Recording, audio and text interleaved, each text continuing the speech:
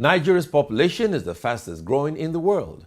According to the United Nations projections, our population is expected to be higher than the United States of America by 2050.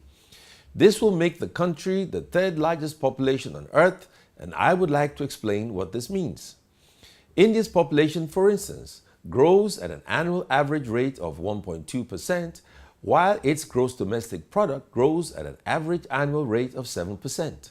China's population grows at an average annual rate of 0.5%, while its gross domestic product grows at an average annual rate of 6.7%. The United States of America population grows at an average annual rate of 0.6%, while its gross domestic product grows at an average annual rate of 1.6%.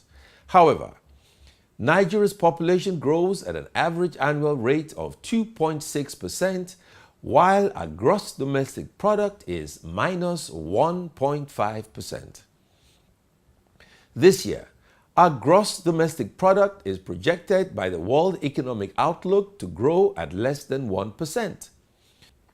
The top 10 most populated nations on Earth are China, India, the United States, Indonesia, Brazil, Pakistan, Nigeria, Bangladesh, Russia, and Japan. The problem is that Nigeria is the only country amongst the top 10 most populated nations in the world whose population is growing faster than her economy. This is the main reason for all the difficulties our nation has been facing over the past 2 decades, including terrorism, the Niger Delta militancy, the herdsmen crisis, kidnapping, and the general increase in criminality. What we have in Nigeria is an ever-increasing number of people competing in a shrinking economy. It is like trying to buy more with less. It is simply not possible.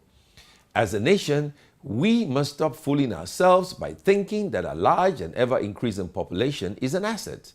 If we only consume what others manufacture or grow, then our population is a liability and certainly not an asset. As things presently are, we have only 2 options as a nation. We either reduce our population growth or we increase our production. But we can actually do both.